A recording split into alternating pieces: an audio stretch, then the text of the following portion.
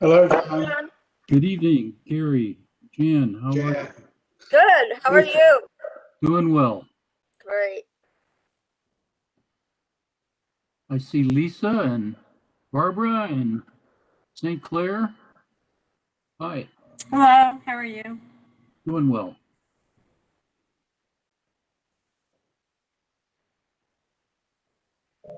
Looks like the sun came out just in time for the sun to go down, but we had our 15 minutes of sunshine anyway.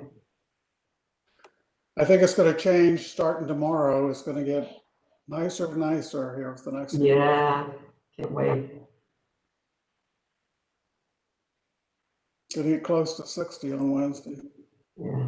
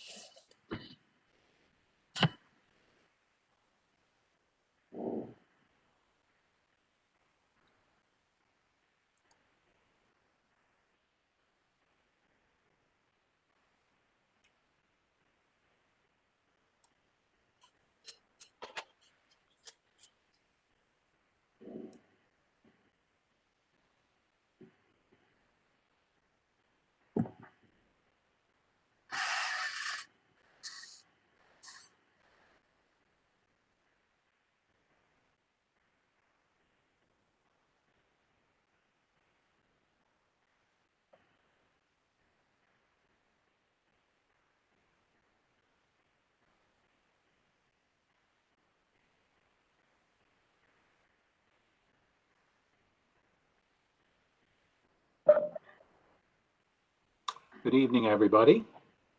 Hey, Walter, Hello, John. How are you? I'm doing well, thank you. Hi, Walter. Hi, Jan. We'll get started in a few here. How are you tonight, Jan? Oh, I'm doing great. I really am. I have a touch of vertigo today. Oh, really? Come Yeah, on. which I hate because it's really hard to do things, but I'm hoping it'll be gone tomorrow. I do too. Yeah, only if you have suffered from it or have a beloved who suffered from it, do you know what that can be like. That's nothing to mess with. I know. I've been pushing myself. Can't wait to go lie down. Yeah, Wow. Well, we'll probably go to about 9 tonight, but we'll see. Let's see. Okay, sounds good. Jan, is that Meniere's disease or what?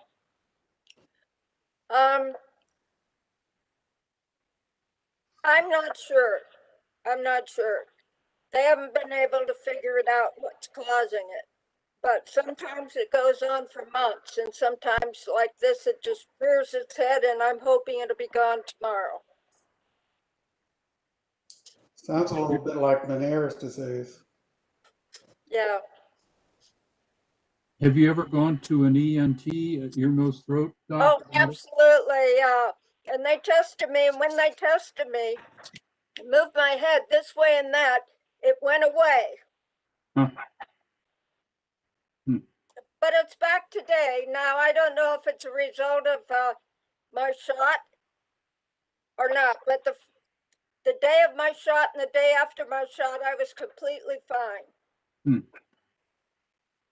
Was that your second? Yeah. I get my second tomorrow. Congratulations. Thank you, thank you. That's exciting. Oh, that's really good. And John, the process has been okay for you so far? It was a little difficult at the beginning. You know, the communications were not as clear as they might have been. And there, they didn't have enough FAQs and stuff like that to help people know whether the registrant had done it wrong or whether the problem was in the system. And so you didn't hear back for quite a while. And anyway, but it's the second time around has been wonderful. Okay.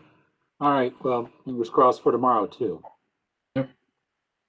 I have a friend that just called me and she was really in a state because she was afraid the county would go ahead and be using Johnson & Johnson and she didn't want that. She hasn't been called yet either. Yeah. I told her to just do what she could and go play music. Yep. There you go. Good advice, Jan. I will tell you, Walter, once there, it ran like a very humane machine. I mean, just people were efficient, kind, clear. It was a very good experience at the inoculation site. Good. Good. Well, thank you. I know we've had some challenges on the registration system side and the communication side. I think, John, you may have experienced a little of that. But things are better. I think we got a number of those bugs out of the system, and now trying to keep the state from taking it over. With any IT system that you're doing on the fly, there are going to be issues. We know that. Well, let's go ahead and get started at 7:01. Welcome everybody to this February 22nd meeting of the Comprehensive Plan Task Force for Reston. And Jose, I'd asked if you could put the agenda up on the screen, if you can do that. Let's just go over the agenda for this evening.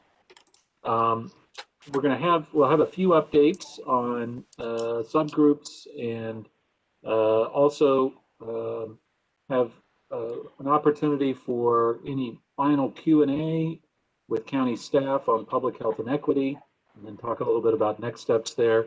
Most of this evening, I think, will be on item number 3, which is the population presentation from DPD staff. So, all right, so let's go ahead and get started. Welcome everybody. And let's have our updates. And actually, John Mooney, I'll throw it back to you. Do you have any updates from the transportation subgroup? I will be extremely brief. So last meeting was, I think many felt this way too, an excellent meeting. We had a presentation from Fairfax County DOT about the Reston network analysis, roadway improvements, why they're proposed, and really starting all the way back to, when the new densities were approved, those densities foretold congestion and then how to deal with congestion. So it was a very good conversation. And that we spent nearly the whole meeting doing it, and we'll resume commenting on our text, and simultaneously we have a little drafting committee that's actually trying to write the next draft of the 2021 comprehensive plan section on transportation. All right, fantastic. Well, thank you, John. I'm glad you got that presentation from county staff and that's moving forward. On public art, Jose, do you want to give us an update on that? Yeah, sure. So I took back the comments and from the last meeting and tried to incorporate it. And I need to send that back out to the task force. I can do that first thing tomorrow morning. With some of the additions, I think Bill Penniman had one about making sure public art was diverse and inclusive. So I added some of those suggestions. Again, these are all suggested placeholders. I don't know where it will go in the plan, but that's where more or less where public art was. But if there's any additional comments on public art, I'm willing to add them into the section if needed. All right. Thank you, Jose. Any questions for Jose? And I should have asked this for John too. Any questions for John Mooney on that or on public art, that topic? Okay, then let's go on to open space and parks. Jose, give us an update on that one as well, if you could. Yeah, I'm happy to, and I think Larry's also on the call, so he can also give an update. Make sure I said everything correctly. So we sent all the information from the last, I think, 2 meetings ago. I sent that to Larry, and he's working on coordinating a call with Anna Bentley and Parks, as well as Lila Gordon and RCC. So I think that's where it's at. And then actually, Charles Colby sent out some information on the linear parks idea, which I also shared with Larry Butler as well. So thank you, Charles. All right. Thank you, Jose, and thank you, Charles, as well. You're welcome. Good. All right. And then let's go to 2B on the agenda. We had a couple of excellent presentations at the last task force meeting from county staff on public health and also on equity. So we had some discussion. We were running a little bit late. So we actually have county staff that were here from last weekend that are available to participate in any additional discussion that we might have on this topic. So I did want to check, so I believe we have both Carla Bruce and let's see, Anna is here, is that right?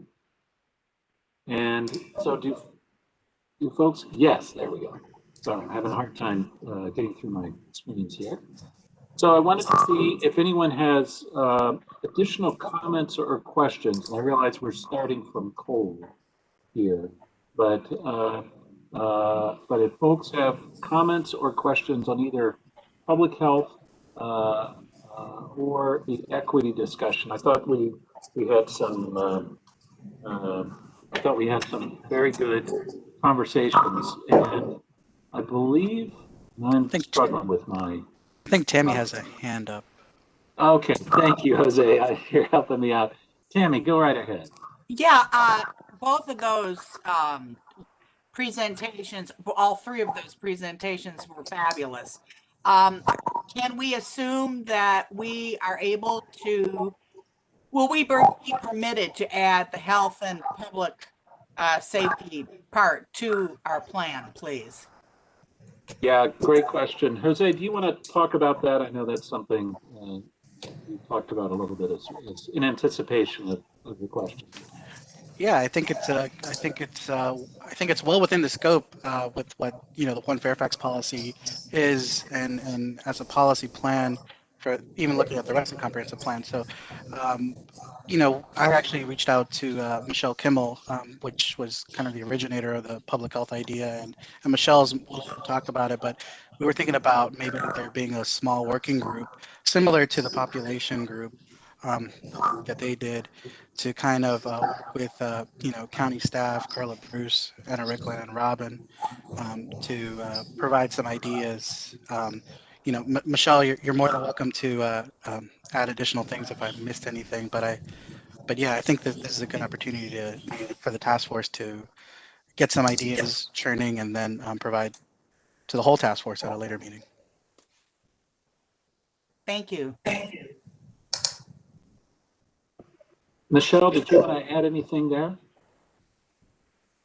I don't really have much to add. I think a small group would be a really fantastic way to approach this, so we can have a discussion and then bring it back to everyone else. Okay, sounds good. Does anyone have comments or questions on either the public health or equity discussion and about what we might want to include in the comprehensive plan? And Jose, if you see anybody that's asking to be unmuted, let me know. Otherwise, feel free. John Mooney, did you have a comment? I do not. Okay, sorry, I just saw you were unmuted. Okay.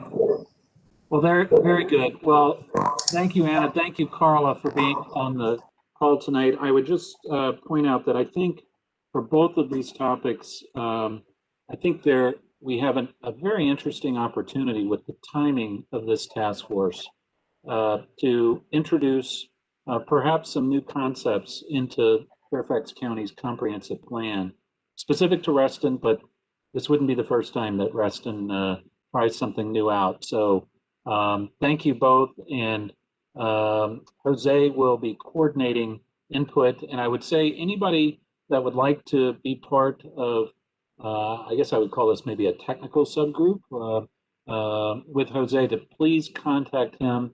Michelle has volunteered to do that, and I look forward to some interesting recommendations coming back to the full task force. Any final comments or questions on those issues?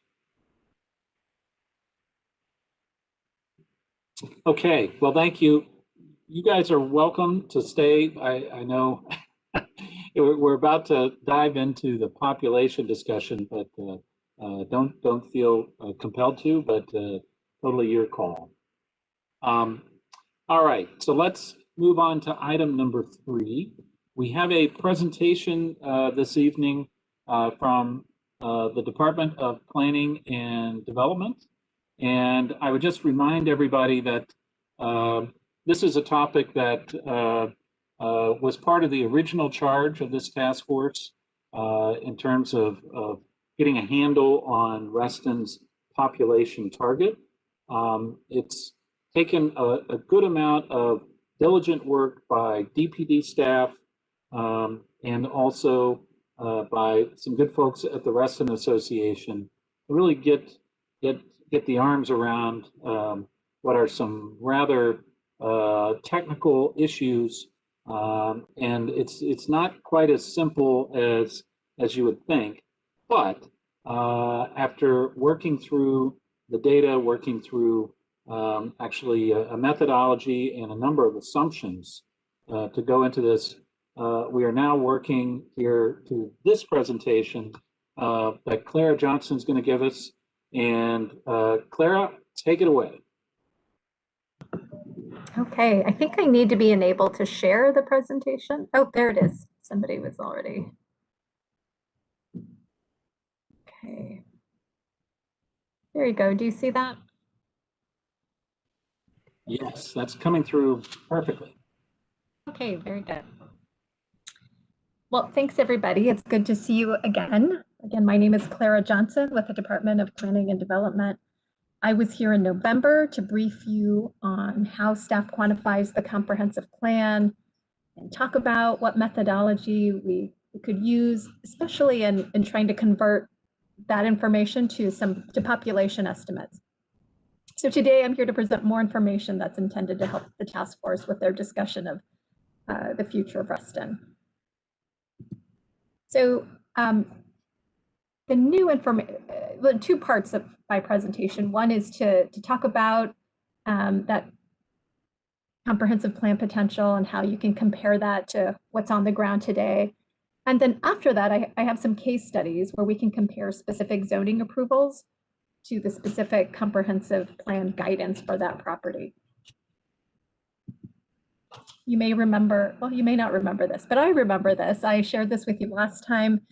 This was just to remind you that how this all begins with the comprehensive plan is we take that text, we interpret that to a number of dwelling units, a population estimate. We can do that by applying factors. We used some from the 2019 demographics report, and then that can help talk about a population target for Reston. Also, some of the information is broken up into these Reston geographies. This map is of all of Reston, as it's described in the comprehensive plan, but we have our transit station areas, which are a different part of the plan, planned very differently with mixed use options. And then there are village centers and the area outside that's primarily residential and also primarily PRC zoning. So the new information is we will bring comprehensive plan potential, 2 versions of that, which is different than last time. The picture of existing development, what's on the ground, so that you can compare that. And brand new, we hadn't really shared this, is some understanding of what happens if all of the zoning approvals were to get built.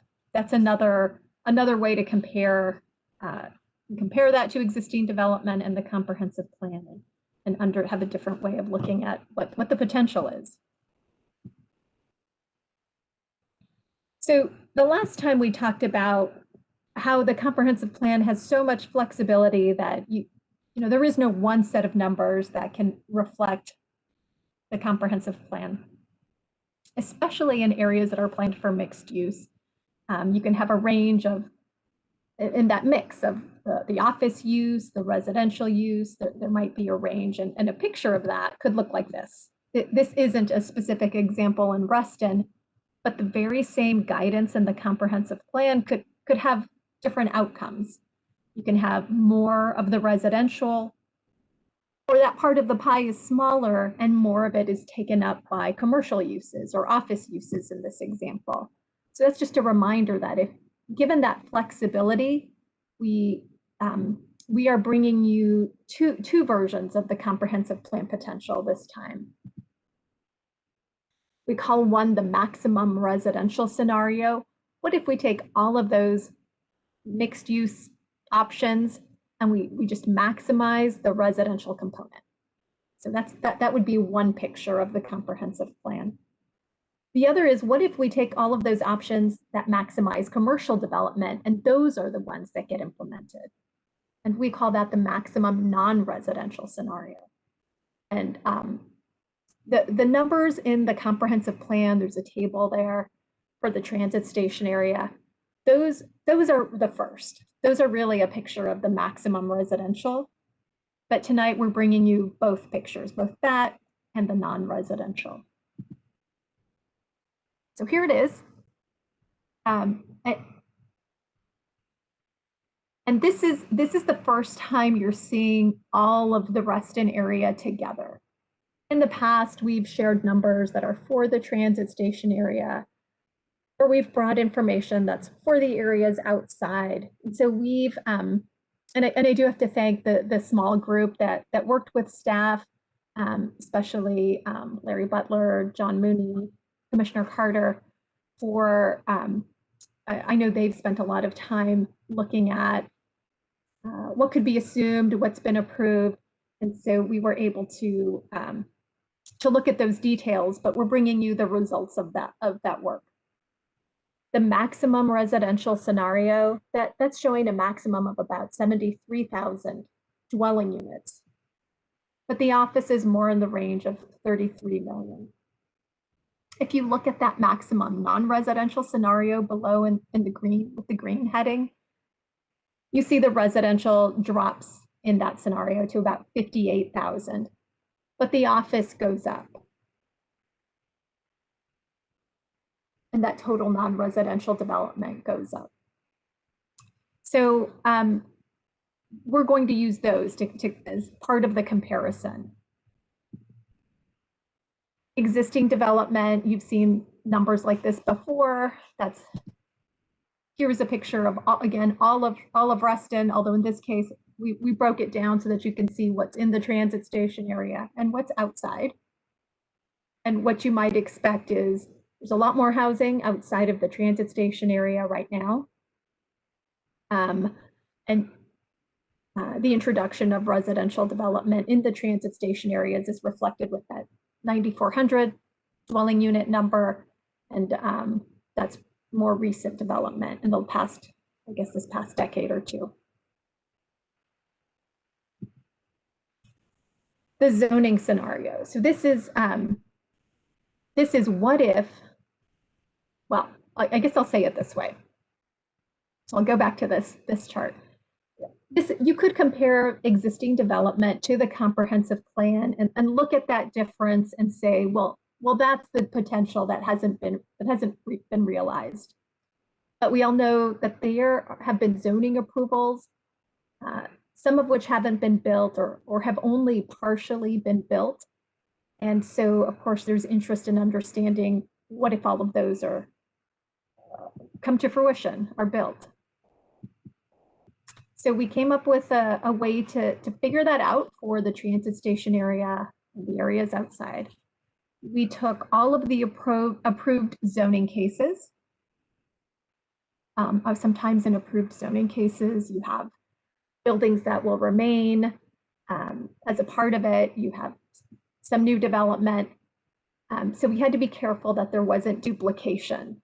So you take all of those areas of approved zoning cases, and then for all of the other areas, you add the existing buildings, the areas outside of those zoning approvals. And that's how we came up with the zoning approval scenario. And here are the numbers that we added together: residential, non-residential. And this scenario is for almost 57,000 dwelling units and about 39 million square feet of non-residential development when you add all of that together. So this will be another part of our comparison. As this group has asked, that there's interest in seeing these numbers in terms of population, the population estimates. So we took those scenarios. You may recall we shared with you that we were using factors for the Upper Potomac District. For single family housing, 3.17 people per household. For townhouse, 2.82 people. And for multifamily, 1.96. And here's the comparison I think that the group has been wanting to see. Starting from the bottom, this is existing. I'll have to say the existing population was not derived using those factors. That's from the demographics report. 70,000 people. And we did break it down by inside and outside the transit station areas. For the zoning approval scenario, we did apply those factors and came up with a population estimate of about 106,000 people. If you move on to the maximum non-residential scenario for the comprehensive plan, about 128,000 people. And then if you maximize all of those residential scenarios, nearly 158,000 people. So I'll stop there. Let me see what I'll say. Before we move on to the case studies, to see if anybody had any questions about any of that. We kind of went through the building blocks that helped us arrive at this table. Does anyone have questions at this point? Again, this is looking at the current comprehensive plan. And yeah, Bill Penniman, go ahead. Yeah, I just want a clarification. The zoning approval scenario versus either of the two above it, I wasn't sure. Is that currently approved zoning? Rezones? Rezoning, zoning cases, entitlements. This is, okay, that's the current entitlements, and then the others. Okay. The plan, the comprehensive plan, yes. Okay. Clara, this is Mark Looney. One question on could you go back to the population factors for a second? Or maybe actually that slide's perfect. So the Upper Potomac household sizes, how big, I think I know the answer to this, but how big is the Upper Potomac area? And what's the difference, I'll say, between, let's call it a TSA area versus a non-TSA area in those household sizes? Or have you kind of averaged all of that together to reach these numbers? We pulled it from the demographics report, which has average household factors by large planning districts that do include a lot of residential areas. So we don't, from that report, there isn't a good factor for urbanizing areas, transit station areas. I will say that, have it here somewhere, the Park Authority uses a factor for urban areas for their work. And I don't know what the source is, but They use 1.75 for multifamily. That's as an average household size in urban areas. So slightly smaller. Okay. If that's helpful, but Well, we use the average. yeah. I think it's interesting if those numbers kind of move up and down depending on where you are within the area, right? The Hunter Mill Road area probably has a different calculation than Town Center Parkway, right? As an example. Perhaps, and I just don't know what those differences are. Yeah. Okay, thanks. Yeah, and Clara, there may be some other questions too, but just to remind everybody, and Mark's question was a good one. There may be some changes in the methodology that is used to do these calculations, like maybe the multipliers are not, maybe there's a different set of multipliers for the different unit types. I think what's important at this point is to remember how we're looking to use this number or these numbers so that as we go forward with the task force work, we can see how proposed changes to the comprehensive plan would change these targets. So in other words, if we say do something with the comp plan language for village centers, what impact would that have on these total target numbers?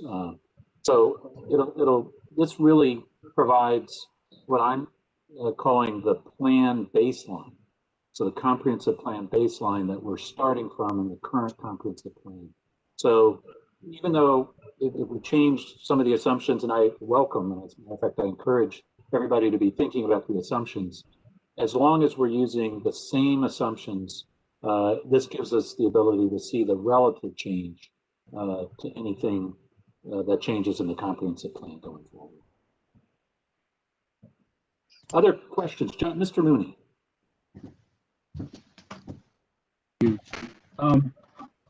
Clara, this is a very clear presentation. Thank you very much.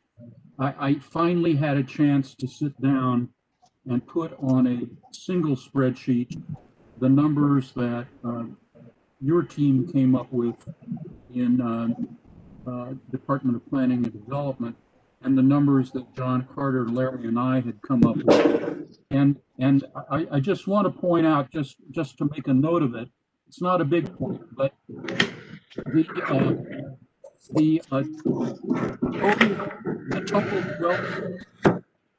the total dwelling units for the village centers in your scenario, at least the November PowerPoint numbers, are 2,000 less than the total village center numbers that were in Leslie Johnson's 2017 letter. Now, we have identified some of those changes, like you, for example, you all interpreted that North Point is not the 855 potential dwelling units that Leslie's letter had, but rather 154. So here's my question. What force does Leslie's letter still have? And do we somehow need to formally change that interpretation of what's in the comprehensive plan as the maximum allowed? So as a result of some of the research that you all had shared, we did change the comprehensive plan assumption for North Point, where we applied 50 dwelling units per acre on the mixed use area. So that number has now gone up. I don't think it was quite, and I'm not remembering exactly what it is. It was, I think it might have been under 800. And St. Clair, if you're on the call, I don't know if you remember if in Leslie Johnson's letter, they applied that density to a larger area. We applied it to, I think it was 17.1 acres. It was applied, I believe they applied it to the full acreage of the village center. Right, so we applied it to just the mixed use area, and that was the interpretation of the plan that we used. And we also adjusted numbers for a couple other village centers for the same reason. So my question is, what force what force does Leslie's letter have, and how does your version become the official version?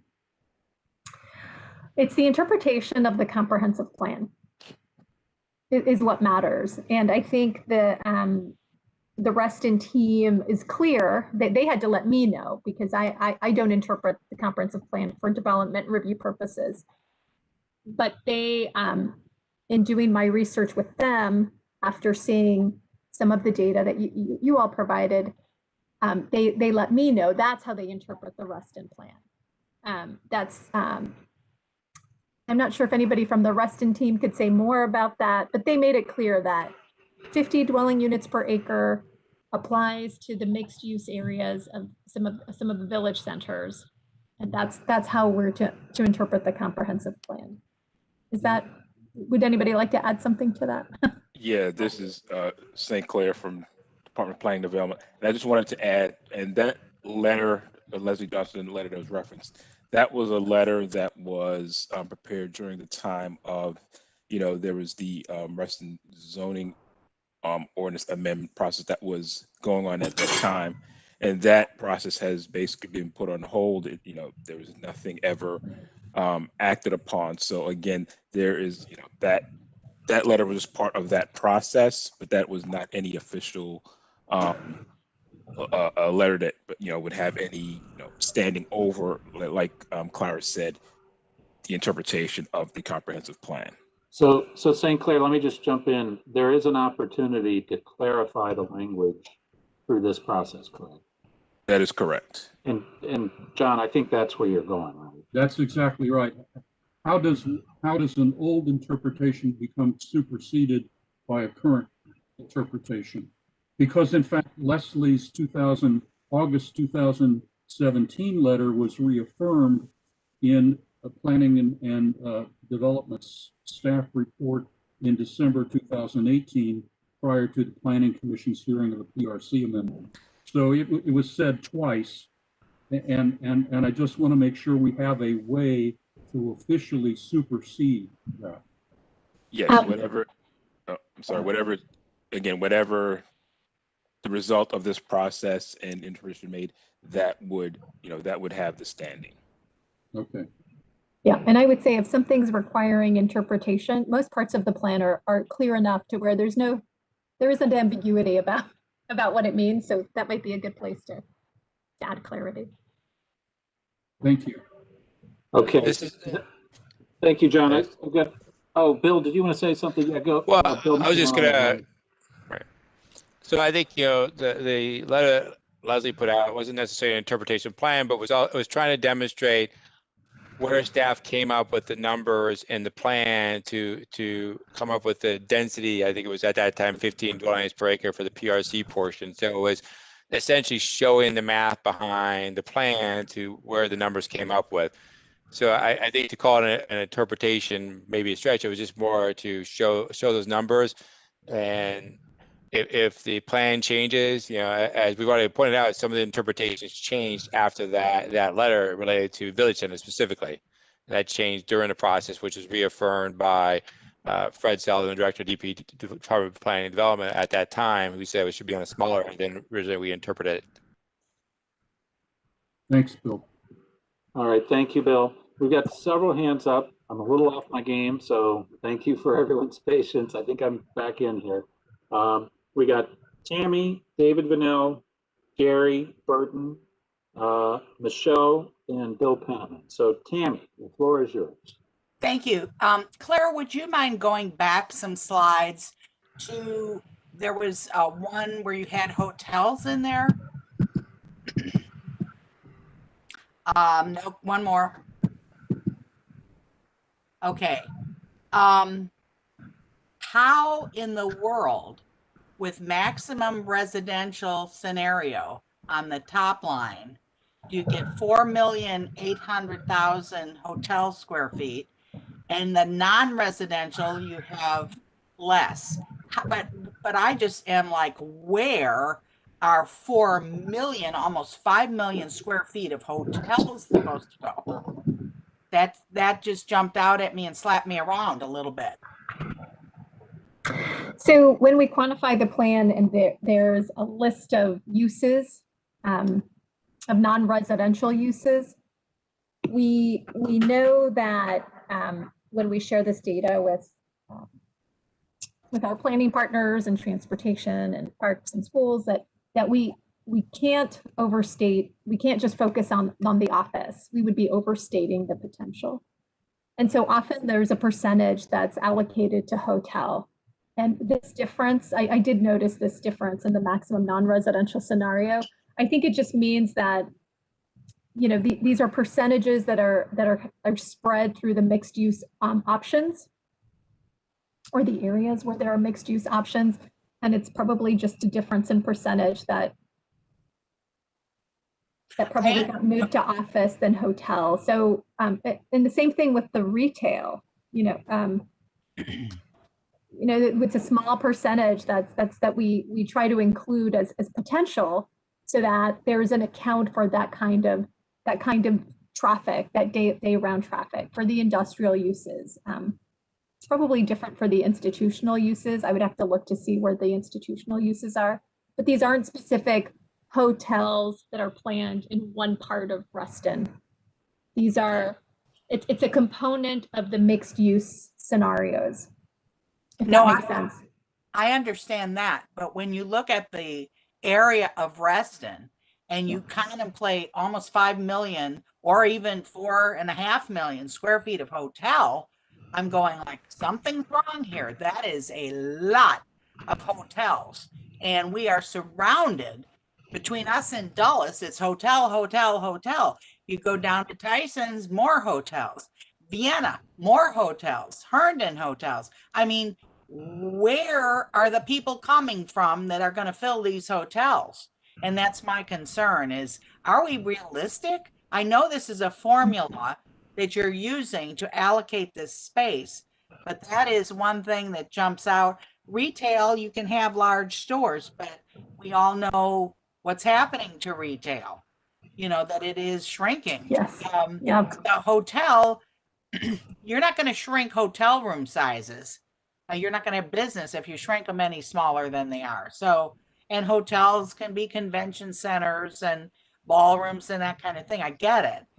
But that just seems to me an extraordinarily large, not realistic figure. Anyway, that's all I wanted to say. I couldn't figure out why non-residential was less than residential, because a hotel is a commercial usage. Thank you. No, thank you for the comment. Thank you. I think what there is to do is to look to see if perhaps the assumption shouldn't skew the mix to another use. Maybe it is more office or more retail. Well, I'm not sure your assumptions are way too dense, but that's going to be our discussion for another time. But thank you for your explanation there. I appreciate it. Well, Tammy, I just point out that these really aren't built off. What's driving that is the language in the plan, not the assumptions that went into the calculations. Okay, can you extrapolate a little bit on that?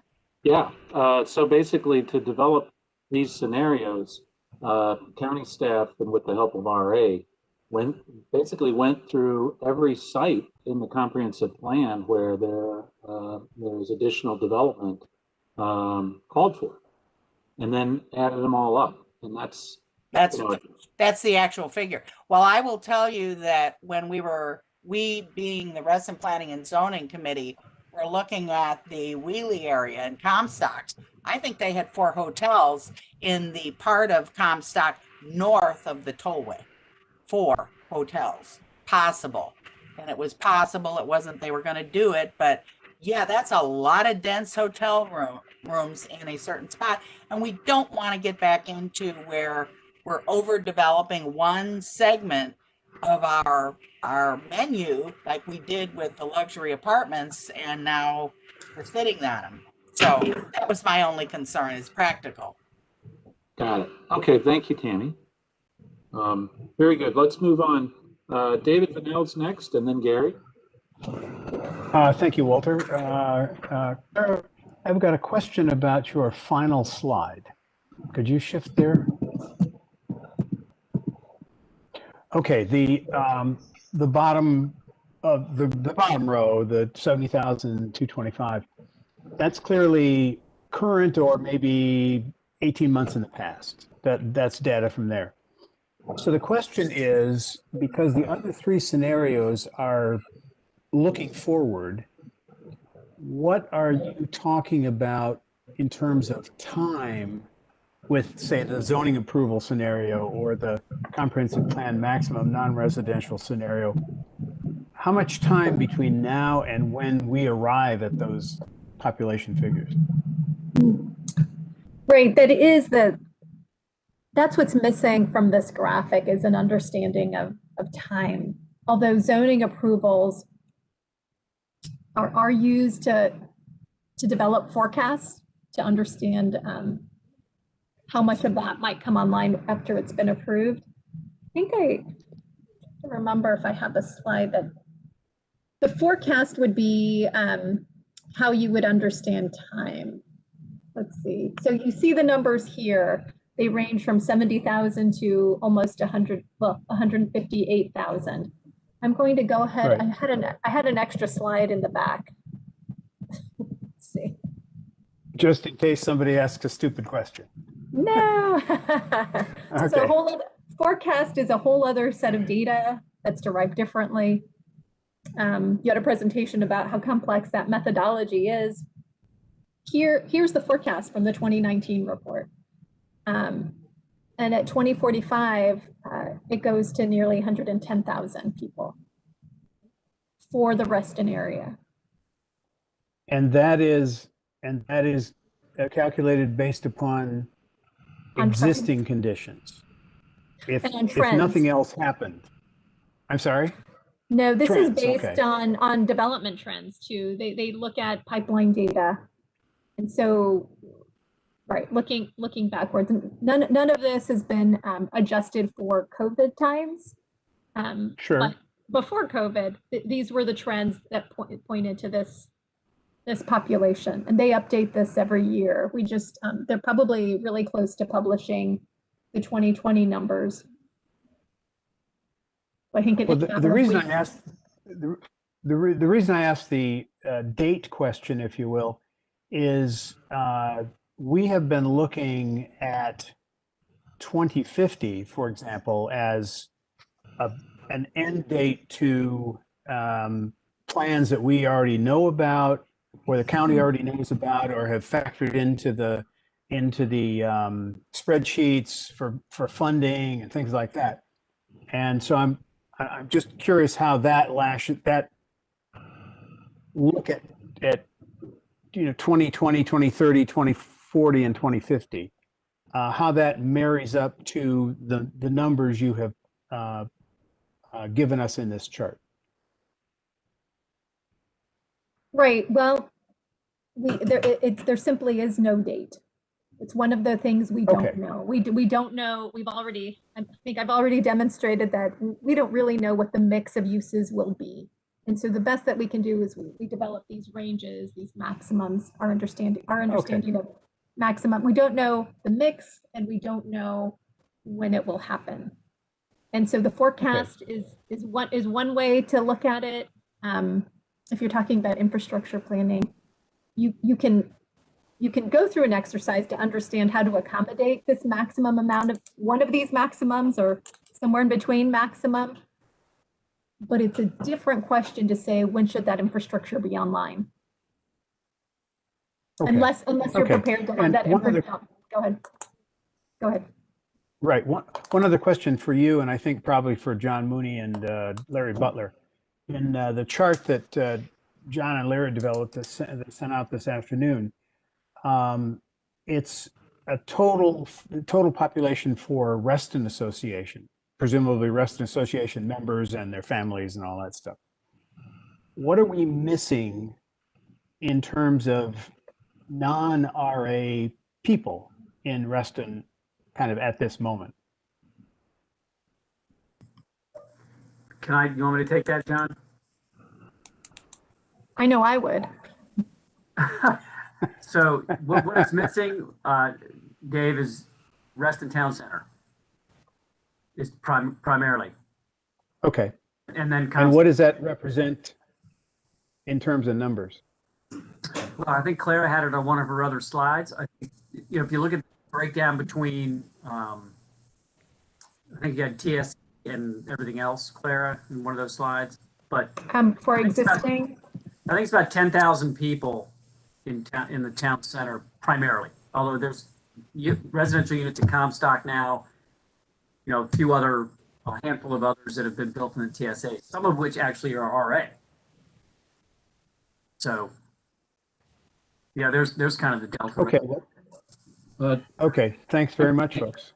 Appreciate it. If I may add to that, so there are other places where the new population would occur. So the figure, the spreadsheet I sent out earlier today, roughly 62,000 people, is the total population of the area of Reston Association today.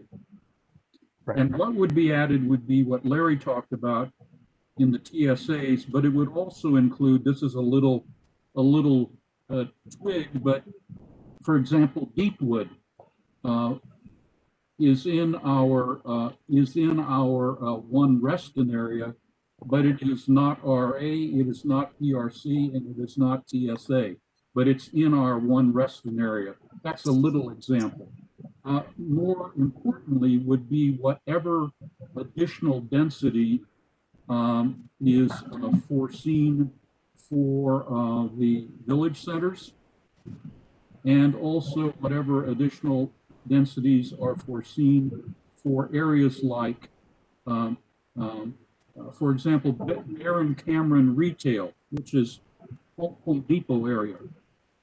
In Leslie's letter, it was said that there is the potential for up to 444 dwelling units there. Unlikely, but possible. Fairways, St. John's Woods, Charter Oaks, Colt Neck, Four Seasons, they all had additional density foreseen, so that could also add to those numbers. And I think that pretty much covers all of them. Great. Thank you very much. All right, thank you, David. We've got Gary, and then Burton, and then Michelle.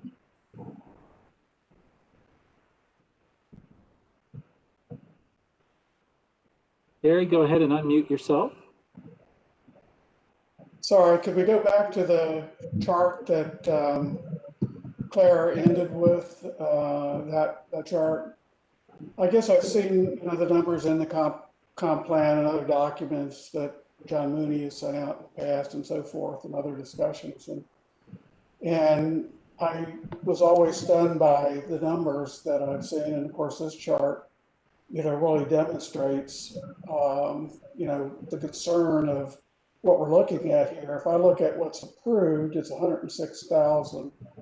In the chart that Clara showed earlier, said in 2045, the other projection would lead us to 109,000. And yet we have numbers above there that are 128,000 and 158,000.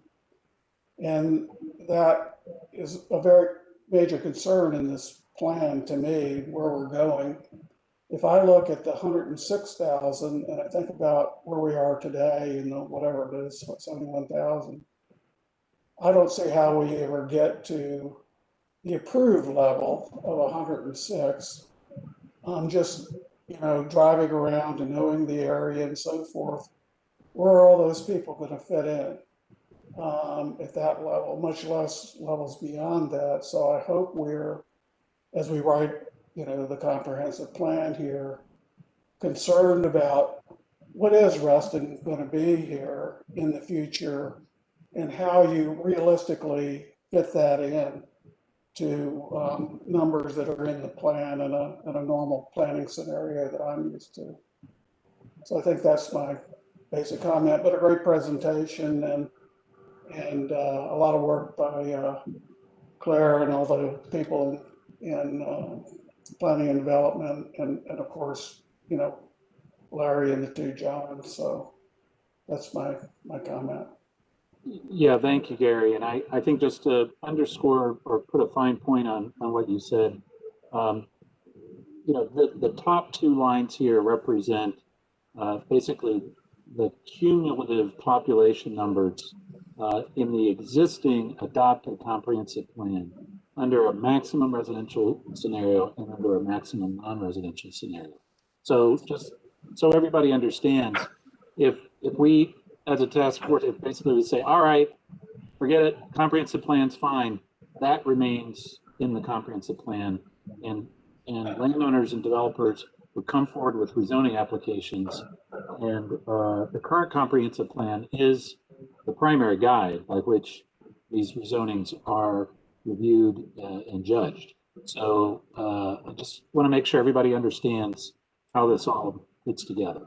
So thank you, Gary. And like I said, it's really appreciated the way St. Clair laid out what needs to be done here, and you, Supervisor Alcorn, and the other speakers in terms of where we're going on that. So it's very helpful to know. Thank you very much. All right, thank you, Gary. Let's go to Burton, and then Michelle, and then Bill Penn. Hello. I appreciate the complexity of doing these forecasts. It's been a long time since I've had to study statistics, but this is bringing back some tough memories. I guess I comment that these population scenarios, they're presented as an exact number, but really, I think we should think of them as like an estimate, with a certain confidence level that could vary over a great deal. So, it's not like it's going to be 157,912 people. That might be like what the most likely outcome is, but it could be not much less likely for that to vary by, say, 20,000 or so. I would guess. I don't know. So I was wondering, because the methodology that was used in some of these calculations relied on looking at the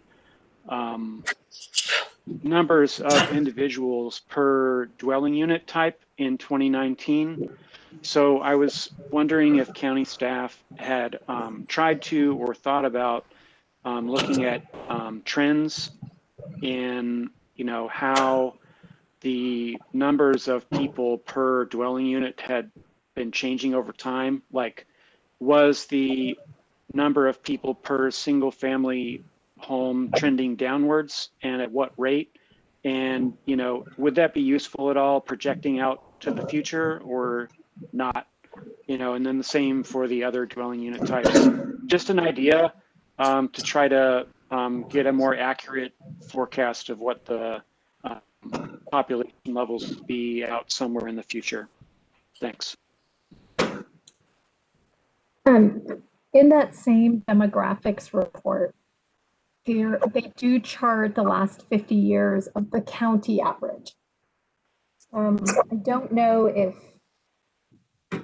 I would assume that that county staff that prepares the demographics reports might have, I don't know how far back they would go for the individual district, but what has the trend been in Upper Potomac?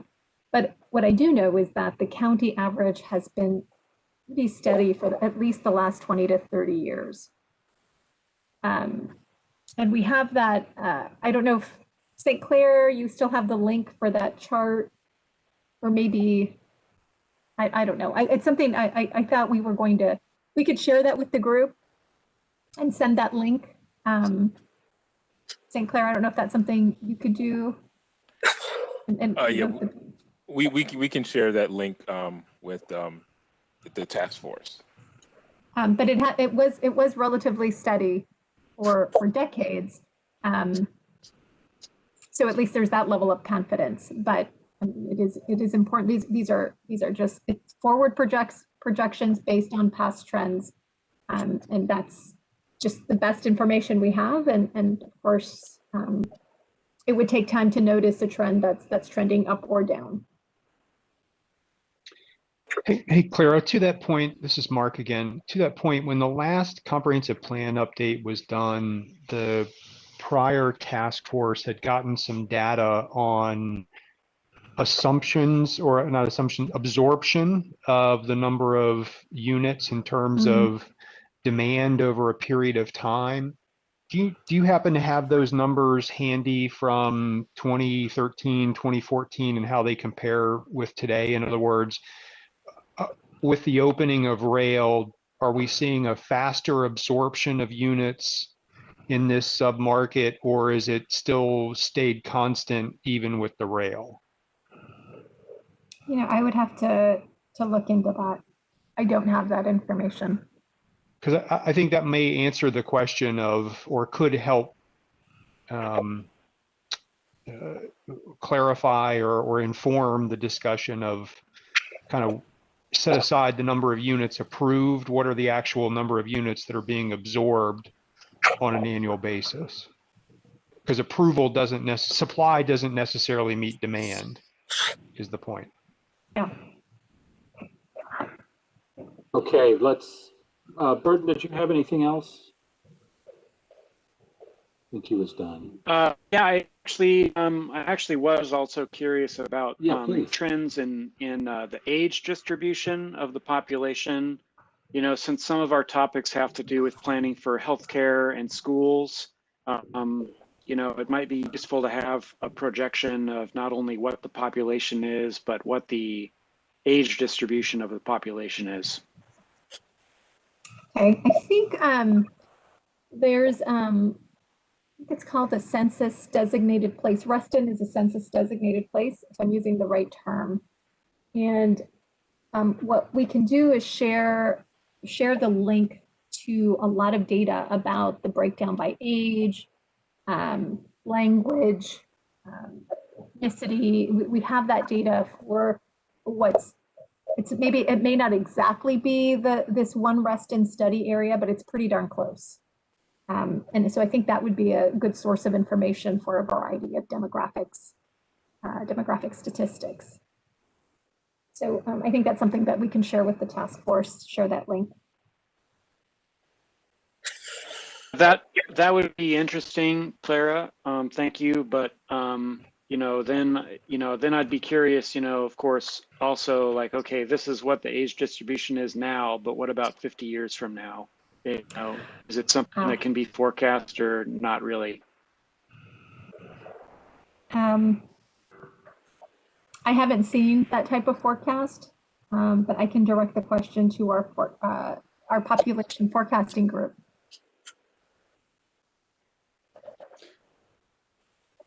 Just to follow along, there are easy ways to do what Burton just said. If you have the basic data, that can be extrapolated, you know, existing information in databases in the country to what Burton is asking for. Yeah, thank you, Gary. And we will, by the way, and we anticipated, based on the discussion tonight, some additional data or maybe some revised assumptions that DPD can come back at a future task force meeting with some of this. So let's keep going. These are good. Good questions and comments. I've got a question. Yeah, hold on, Jan, not yet. We got Michelle, we got Bill Penniman. Oh, sorry, didn't see that. That's okay, that's all right. Michelle, Bill, and then Jan. Hi. So I have to say these numbers are really not, you know, in line with numbers we've seen before, and it really is simply well, shocking, because I mean, just thinking about it immediately, we simply are not building the infrastructure that's going to be needed to have this rather large number. In particular, I mean, quite frankly, we have no plans for new schools. Where are these schools going to be built? When you're talking about this many more houses and homes, that's a lot of space. Where are the schools going to be built? But, you know, if this is your interpretation of the plan, I think we really need firm details and an answer on the things that make living in Reston worthwhile. And that's access to quality schools, access to parks and open space. And I'm just, this is shocking. And I think everyone should be pretty amazed to see those numbers. But I think I would like to say that, I think we really need to listen to Supervisor Alcorn and, as a task force, ask, is this what we want the plan to produce? And if it's not, then we need to ensure that the language produces a more reasonable number. Additionally, if I may, on one specific point, we don't have a ton of places to plan for recreation and for accommodating more facilities. So groups like RA are going to need to be funded. And I think that we need to take that on in this plan too and make sure that that's addressed. But, look, I'm also a little concerned just about the accuracy of the data and how we can get better data, especially given the influence of COVID. I mean, if the new census numbers aren't going to come out for a while, I don't know, what we can do here, but we certainly are going to need the better demographic data and a better idea of exactly, what type of population we're really looking at, so that we can make sure that we're planning for the services and facilities that they're going to need. I think that's why everyone's on this task force, is to make sure that for future generations they can enjoy Reston as much as we have. And I'm just very concerned with these numbers. Yeah, thank you very much, Michelle. And yeah, this is the first time numbers like this have been calculated for the existing comp plan. So now it is definitely, these are maximums, but well, anyway, great points. Michelle, I did want to just address one thing in anticipation. I didn't know you were going to say exactly what you said about schools, but I'm glad you did. And I've actually been in touch with the Hunter Mill District School Board member. One of the things I think would be appropriate would be to ask FCPS to review these numbers and to see if they have recommendations for any changes in the comprehensive plan, any additional language they would suggest that we might want to include. So thank you for bringing that up. And I was thinking that we had not included that at this point. Can I add two more things just really fast on that?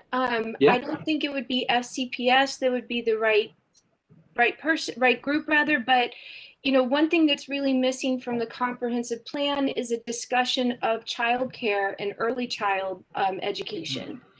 And I mean, if you want those numbers, we're talking about families. Those can't all be single, at that point, I guess millennials won't be really the target demographic, but that's, really we're talking about people with kids too. And if we don't have the facilities to help parents have jobs and care for their children, this is just not going to work. So if we could find a way to get some information on that, I think that would be helpful. But then if I may also, on one point on maximums, these may be maximums, but unless we write the language that we want to see, these maximums, nothing's stopping them from occurring. So sure, these may be the highest point, but if we don't like that as the highest point, then it's our job to fix that, because they could be the possible scenario. Thank you. Very well said, Michelle. Thank you. We have Bill Penniman, then Jan, and then I think John Mooney still had his hand up for a reason, and then Myra Callahan. So Bill, you are next.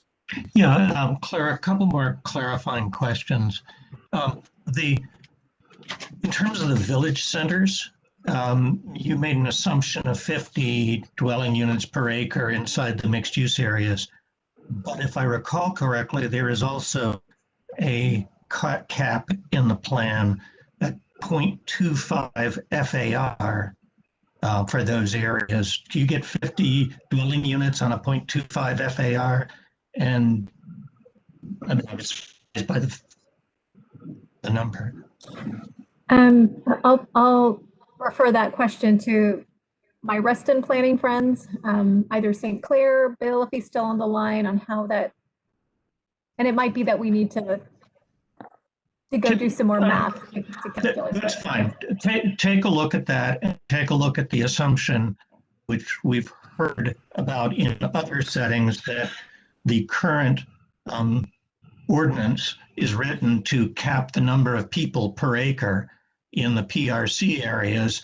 And so it may be that some of your assumptions about potential growth there are not realistic, assuming there is rezoning along the lines that proposed a few years ago. The range you have in here, just a question, for maximum residential, maximum non-residential. As I recall the language, and I'm fuzzy on this, so I'm certainly prepared to be told I don't remember it correctly, but there were pretty clear guidance that they wanted to have 50-50 ratios within a quarter mile, and maybe it's 75-25 within. That didn't seem to me to leave as much range of variation as this assumes, and I was just wondering how you handled that. Sure. So we do, if it says 50-50, we do assume a 50-50 split between residential and non-residential, but there are other parts of the plan that might have like a residential minimum. And so that's where this flexibility, this range comes from those options that aren't as prescribed, but come with ranges. Okay. And then the one other, in terms, okay. One other question is that the last time around, Fred Selden was pretty adamant that no matter what you write down the plan development, only about, I think his number was 80% is actually developed. Did you either make an assumption or just leave it, this is the maximum without regard to the historic practice of how much actually gets developed? We did not assume that it would be 80% or anything like that.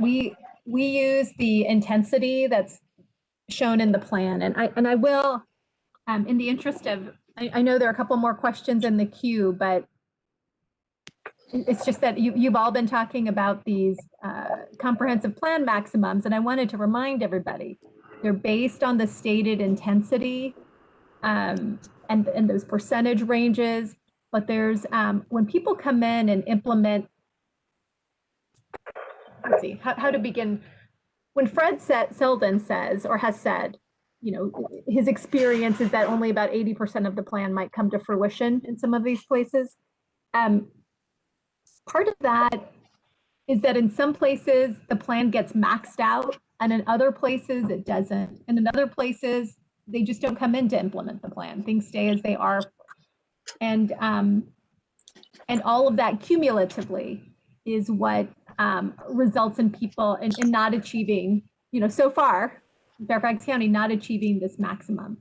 That was his experience. That didn't factor into our assumptions. Okay, that's fine. That's just a clarification I wanted to understand. But a few slides from now, I'll be sharing some numbers of actual cases, and those are the places where people have maxed out and have pursued density bonuses. And so I think that's another piece of this. Actually, I wanted to prepare people for. But Clara, actually, and I know we've got 3 more people at least with their hands up. But Clara, could you go ahead? Let's go ahead and see those slides. Okay. I think it does relate a little bit because that 80% number was something I had been thinking about as well. But we said, well, let's look and see what the rezoning history has been. And Clara's got some info on that. Right. So we just looked. We put my colleague Na Yu, who I believe is also on the call in the meeting. We just at random picked some zoning cases, and then the Reston planners suggested, hey, that here's some other cases that are really more reflective of the actual experience. So it's a mix of those. And to prepare you, many of them show people coming in at the maximum development potential, and then the numbers we show include workforce dwelling units. And so they're in, you'll see that the numbers are in excess of the comp plan intensity that we've assumed for those properties. So Clara, go through this, and then I promise I'll come back. And Bill, you may have a further question, but we've got John Mooney, and Mara Callahan. So go ahead, Clara. Okay, so I hope these are names of, many cases are called different things through the development process. The name for this is Midline. You can see on the left, the zoning approval is 965 multifamily units, 150 townhouses, and we looked at that square footage. We looked at the non-residential square footage. That was about a 2.5 FAR. However, when you look at how the comprehensive plan is written for this area, it's split by 2 intensities. So a portion of the area is planned for a 3 FAR and a portion for a 1.5. So we do that math and we came up with 1.7 million square feet. And you can see that the total that was approved is 1.8. And so on all of these slides, you'll see this percentage in purple, 107 of the comprehensive plan potential. And I know some of the people on the call that have experience with reviewing these cases, in many cases, they've availed themselves of the density or intensity bonuses in the comprehensive plan, for which they have to provide affordable housing, or I think there are some other ways that you can achieve those bonuses. Okay, Campus Commons, coincidentally, also at 107%. I'm not sure how much you want to see the numbers, but or if you're familiar with the area, this is on the corner of Wheelie and Sunrise Valley Drive.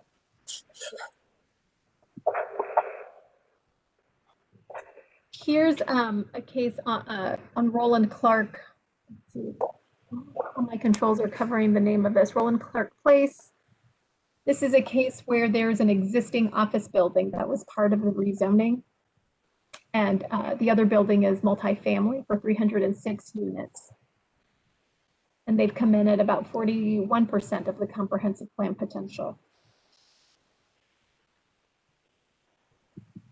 Just south of that, a development called Valley and Park, it's a townhouse development. They've come in at, I just say that's 50% of the comprehensive plan potential with 54 townhouses.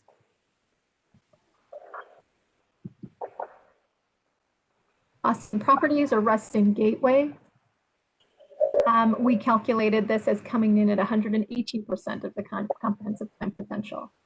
And again, the comprehensive plan for this area is a mix of 1.5 FAR and 3.5 FAR on, that should be a period 33.13 acres.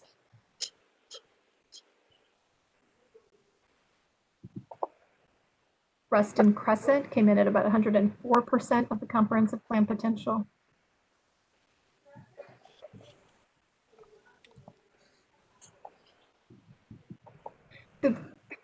That was the sampling of zoning cases in the transit station area. Yeah, thank you very much. Clara, could you go ahead and take it back to the slide where you were with the total numbers? So it's important to note that even though we said here that these are maximums, I think from what we've seen in terms of development approval, when counting workforce dwelling units, the maximum is actually somewhere higher than these numbers. Yeah, and I will say that some observations made by the Reston reviewers, that their observation is that a lot of these are entitled, they haven't continued through the pipeline. Oftentimes cases come back in, so portions of them sit approved. And as they go through site plan approval and eventual construction, it's too soon to say that it's a trend. Sometimes it looks like the numbers are coming down, that they're not able to build all of it. But the fact remains that it's entitled. Okay, thank you very much, Clara. Bill Penniman, did you have any other questions, Bill or Carmel? No, not at this time. Thank you very much. Okay, thank you, Bill. All right, let's go to Jan, then John Mooney, and then we got Myra, Jennifer, and Christine. Okay, thank you, Walter. I'm with Michelle in the concern. You're talking about numbers being higher than $157,000. I mean, 150,911 people. That seems awfully high for little Reston. And being able to do the infrastructure, to do the schools, the medical care, that sort of thing. Talk about transportation, that's really going to be difficult if people want to decide that they want to explore. I wish that we could put a cap on things. I think when we had a cap, it worked much better. There are, as I understand it, some unapproved residential and office buildings. I think that we should not further develop some of those and put a cap on this so that it doesn't go past the maximum. So it stays at like 127 versus 157. That's a big leap. And we have to think about the character of Reston as it is now. Do we really want to change that? Thank you. Okay, thank you, Jan. Let's go to John Mooney, then Myra, then Jennifer, then Chris.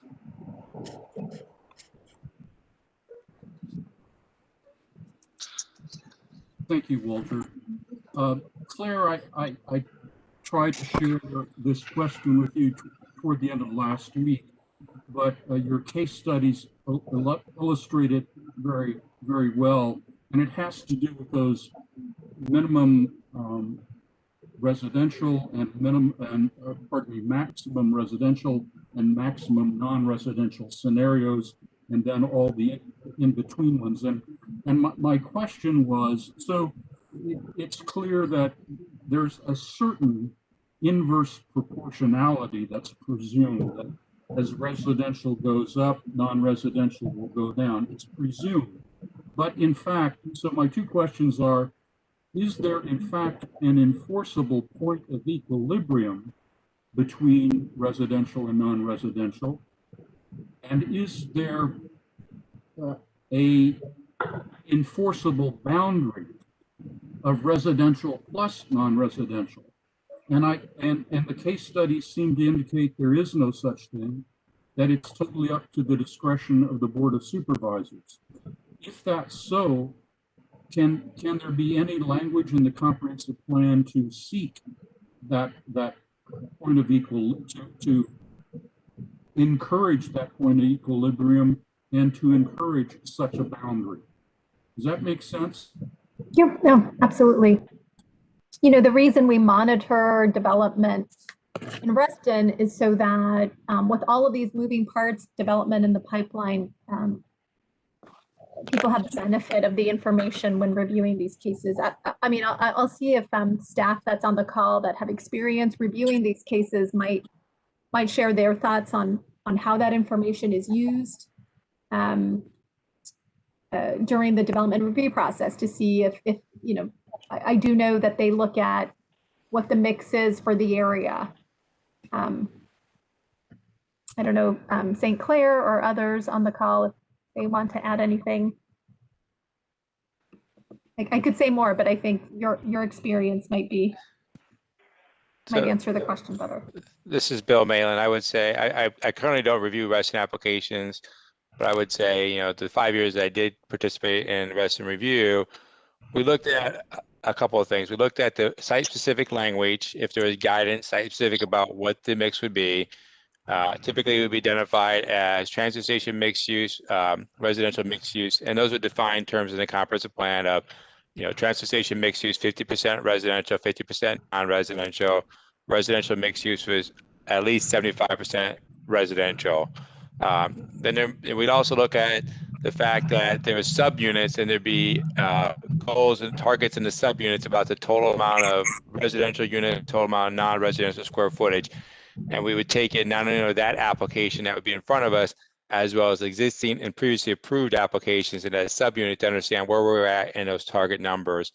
And we would evaluate to say, all right, if in a certain case, if the goal was 50-50 residential, non-residential, and they were at 60% residential, for instance, would that be appropriate to be higher non-residential or higher residential in a particular case? And the plan does give a lot of flexibility to have that. It acknowledges that, individual plans don't have to come in exactly at 50-50. It's meant to be general guidance for a subunit. So one plan may be 60% non-residential, and the next one may be 60% residential. It balances out. So that's something that was evaluated. All that information was put into the staff reports that went to Planning Commission and the board for their evaluation during the time that I was part of the process. So it was a big part of the review. What's enforceable? I mean, the comp plan is guidance, so that guidance is provided as part of the staff review, and the Planning Commission and board also makes that decision. But the Board of Supervisors ultimately has full discretion, so they could almost max residential and almost max non-residential if they so chose. Again, John, the plan gives a guidance to FAR maximum for an area. So it does say, this would be a 3 FAR, for instance. So if you're trying to max out both a non-residential and a residential component on one application, that's not going to stay at a 3 far above that. So that would, staff would point that out to the Planning Commission board and say, this is above the plan. And how effective has that staff guidance, staff recommendation been? The cases that have been above the plan have been typically above the plan based upon provision of workforce dwelling units, which is very specifically called out in the plan that when you provide a workforce dwelling units, those bonus market rate units that are associated with provision of workforce dwelling units are excluded from the plan maximums. That's called out very clearly in the plan. There's other areas in the plan that allow for additional density, and it's related to provision of, if I remember correctly, transportation improvements far above and beyond expectations. So you can ask for additional intensity. And I think only one application did that that I'm aware of. So when there's cases that are unique, that information is called out. So workforce dwelling units is probably where you see the 107%. It's the provision of workforce dwelling units. Thank you. It is of great concern, but thank you for your clear answer. Yeah, I'd like to add that one of the concerns about writing a plan with that much flexibility is that people will come in to get entitled for the use, depending on the market, for the use that is, for in this case, residential uses, that all of that entitlement kind of grabs that portion of the residential use. And so, as we monitor that ratio, it might make it harder for newer people to, if you follow the guidance in the plan, it makes it harder for others to come in and also try to do residential if that's getting maxed out for the ratio that the plan recommends. Thank you. Okay, thank you, John.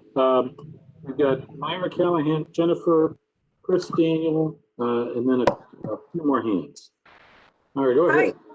Oh yeah, thanks. I've got about 4 items and I'll try to get through them quickly. Okay. Number 1, there was reference to a letter from Leslie Johnson, but I don't have that letter. I'd love to see it. And if that could be shared with the group, I'd appreciate that. Yeah, Jose, is that something, or St. Clair?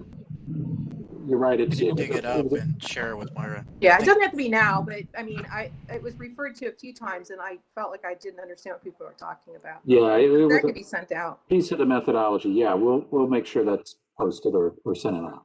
Okay, and then this graph is really quite shocking to me, as is many people.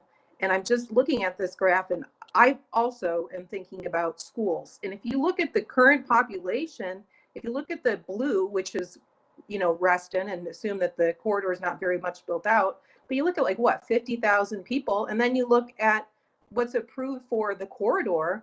How in the heck we have like 11 elementary schools, 4 middle schools, and okay, granted, you might not have as many people with children living in the corridor, but that's pretty much the population of current Reston that has already been approved. So I would like to ask again, and maybe I could just ask myself, and I'll share it with the group. I'd like to see what the student impact, Fairfax County student impact documents say about where we're putting all these children. When we met with the school system a couple of years ago to address concerns about schools, they said they could not afford property in this area. They would have to use existing properties, and that was concerning to me too, because if Reston's supposed to be walkable, you know, I don't think you're going to have children in the corridor that can walk to, you know, Sunrise Valley, you know, from various parts of that TSA. So that's a really big concern for me as school. And if you take it even up a level to the upper 2 bars, I don't see it. I mean, that's basically saying right now we have 11 elementary schools that serve the 50, 60,000 of us. So if you double that, triple that, I just don't understand what we're going to do there. That's really concerning me. Then I wanted to jump to office space. As you know, a lot of offices are not using their offices any longer because of COVID. So is there any way that we can gain insight into current office vacancies in the corridor, or just in Reston generally? I don't feel like, I think that there's going to be a change in the way offices are used. So I don't know if we have any current stats that we can pull from, or any articles, or anyone that's done news on how office vacancies, how they might be impacted for the future of this, for the corridor. Is there any stats anywhere? I mean, people have definitely started to collect information about what the pandemic has done to how people work. What's unknown is what happens after. And yeah. People, we just don't know. I think the next best attempt will be will probably be a couple of years before we can start to understand the impact of the pandemic and how it changes how people work. I don't know if anybody, I mean, I've heard many presentations, people trying to understand what they think will happen, but in my professional opinion, it just isn't known. You know, it isn't known, and everybody's waiting for that to understand that. Yeah, for Mara, just for a short-term thing, I know in tomorrow's proposed county budget that the county executive's releasing, it will show an office vacancy rate countywide at 19%. Just FYI, that's a snapshot in time. It'd be interesting to know that. I want to jump back really quickly and I pull up the comp plan for schools. This is a few years ago when the comp plan was just being written for the TSA. We estimated 1,600 new elementary students, 1,600. So look at the population at the bottom bar and assume some of those are kids, right? So if you think, are we only going to have 1,600 of those are elementary school students? That's crazy. Anyway, I'm going to get off that topic. I had one other thing I wanted to bring up, and that is with regard to the tiers that are in the zoning. And I honestly think there's a mistake in the comprehensive plan, because if you look at the maximum density for Reston's zoning, there were 3 tiers, low, medium, and high. And the high for Reston zoning was supposed to be 50 dwelling units per acre. That was the max, 60 persons per acre of gross residential, and the max was supposed to be, it shall not exceed 50 dwelling units per acre. But if you go into the comprehensive plan, they created like 6 tiers of density levels, and the high says greater than 50 dwelling units an acre. And I spoke to someone at the county about that a couple of years ago, and they admitted that that was a mistake to put in the words greater than.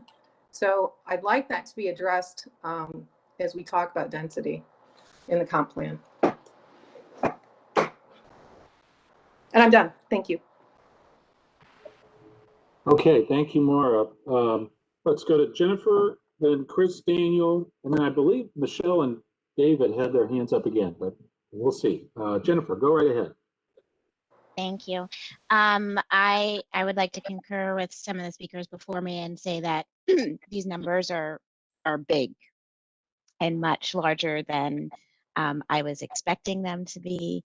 And I think that as a task force, rather than delving into the details at this point, we need to stay at a higher level and start talking about what we want these numbers to be at their greatest, and then start working through the details of the different areas that they might be in, or the balance between the different types of uses.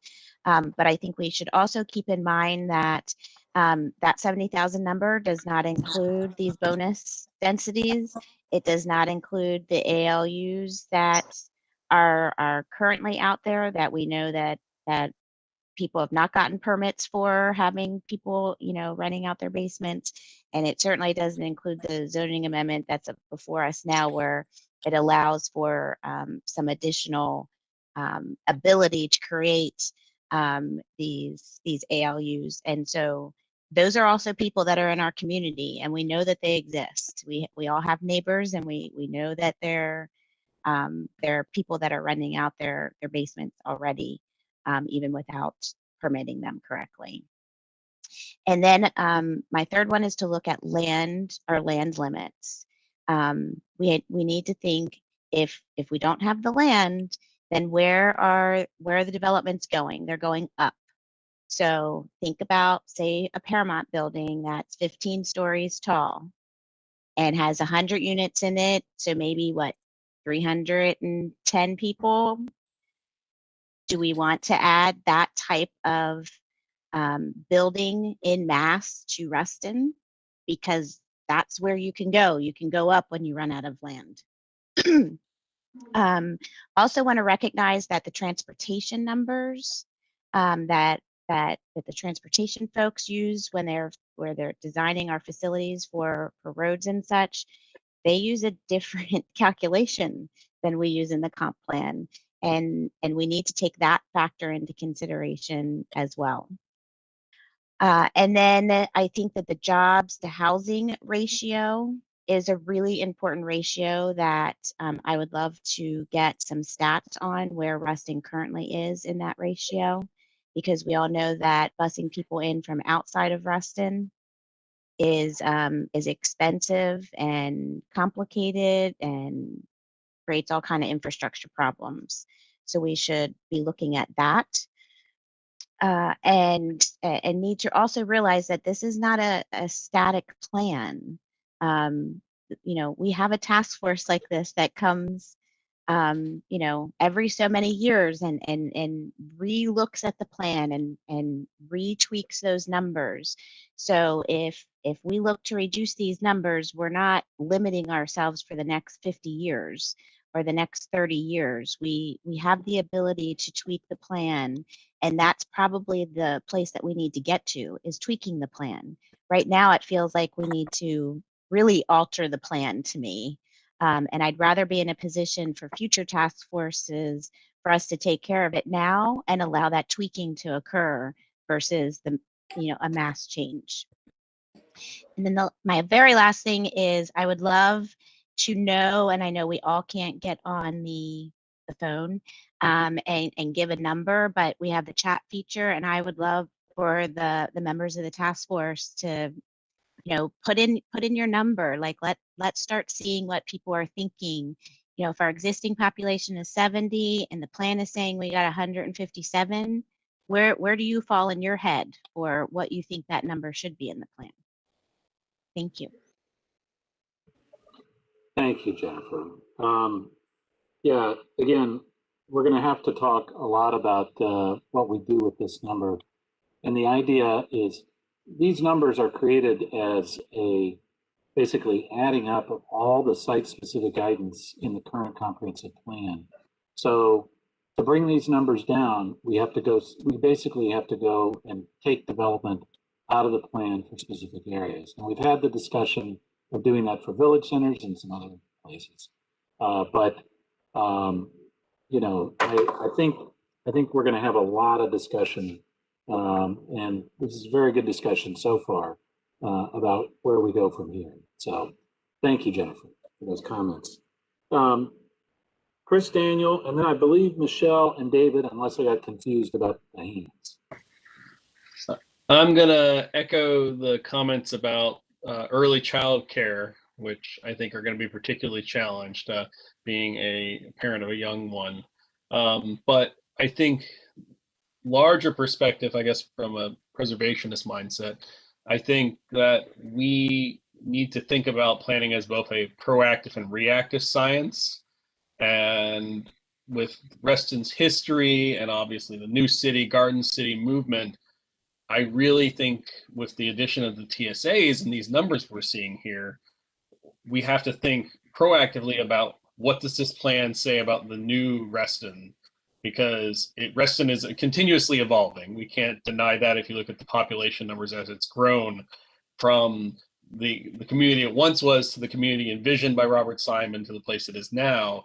We've added a new wrinkle to it, which is the TSAs. They've really added a new level of complexity that I think if we're going to have, if one of the issues we're looking at is how do we plan in a way that is proactive to that, what type of growth we want to see in Reston. And the preservationist in me is that we want to keep those goals in mind about the new city, the Garden City, which are the things I think most of the members of this board who have had much more time being Restonians than I have in their minds about live, work, play, connectivity, space to breathe and relax, but also a space for everyone to breathe and relax of all different demographics, you know, financial abilities and all those things. So I really think I agree with the fellow members about we need to focus on how do we constrain this in light of this number, that this should be the canary in the coal mine in my mind, and where do we identify the constraints that stop that from happening. And because I personally, from my other side of the work I do at the county, this type of growth to me says that the first things that get on the choppy block when we start to grow are the oldest things, because they are usually the ones that are the least in line with the new development. And so a lot of historic properties, things that I have both in my professional career and on the architecture review board try to protect, those get taken away because they don't fit into the current mold for what the planning suggests.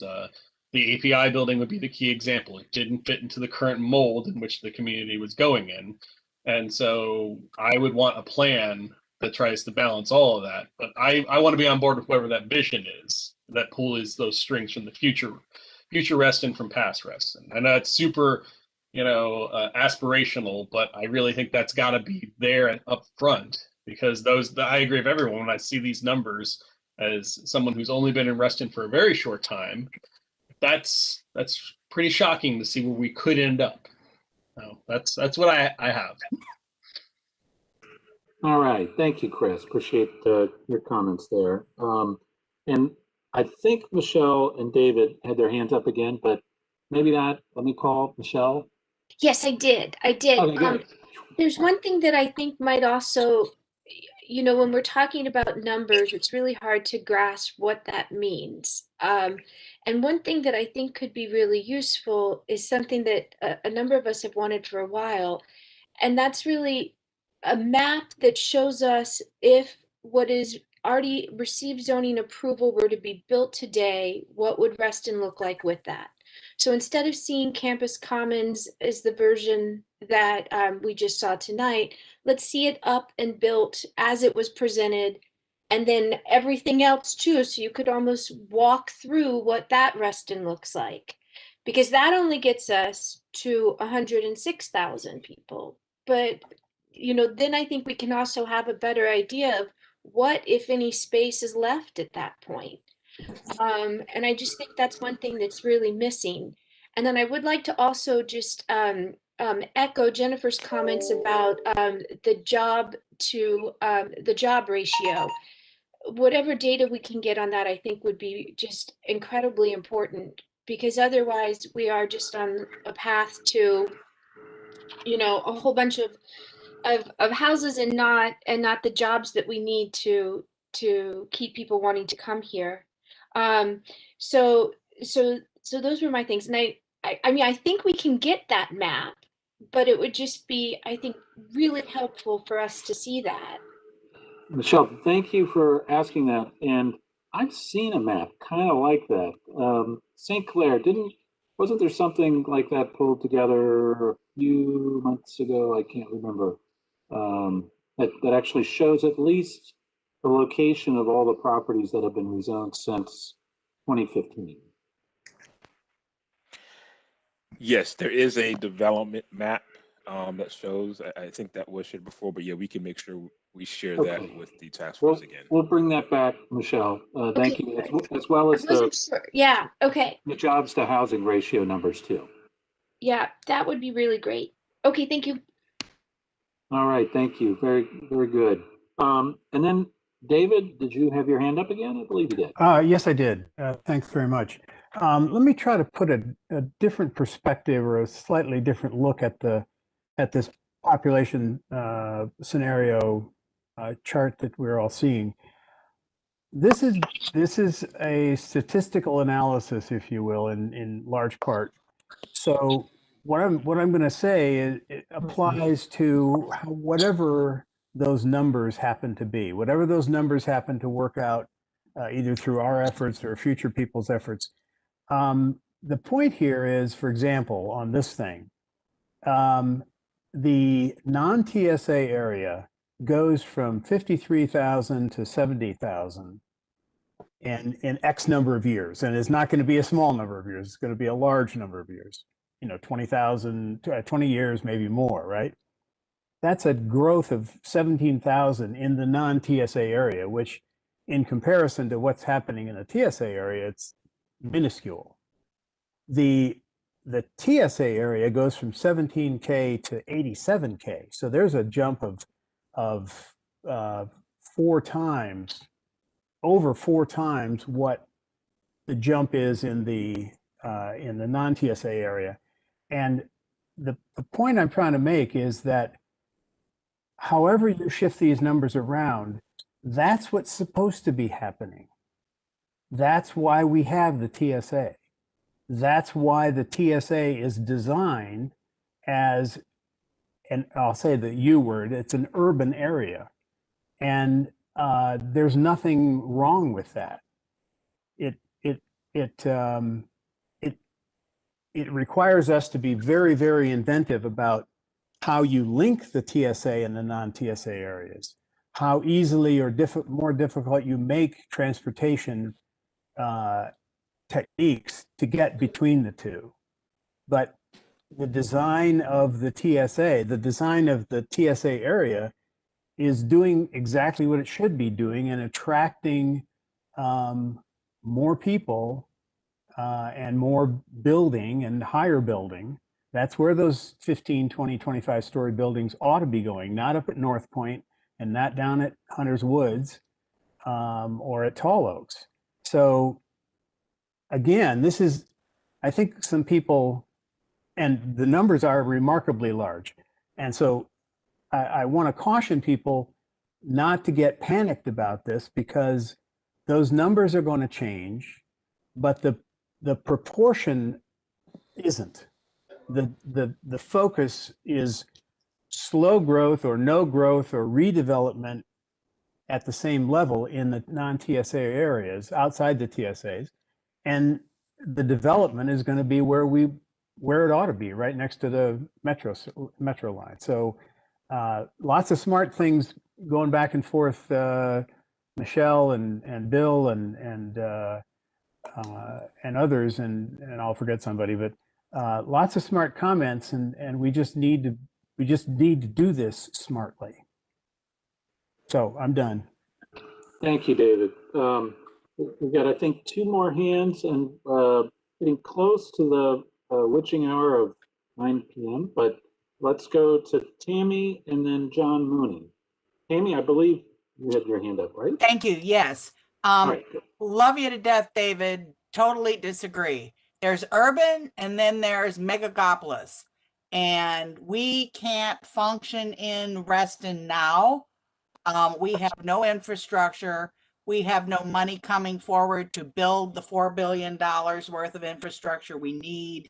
What makes you think that that's money's going to magically appear?